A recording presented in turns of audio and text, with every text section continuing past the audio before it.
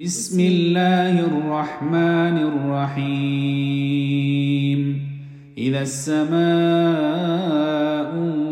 انفطرت وإذا الكواكب انتثرت وإذا البحار فجرت وإذا القبور بعثرت علمت نفس ما قدمت وأخرت يا أيها الإنسان ما غرك بربك الكريم الذي خلقك فسواك فعدلك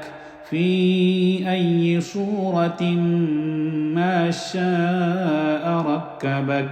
كلا بل تكذبون بالدين وإن عليكم لحافظين كراما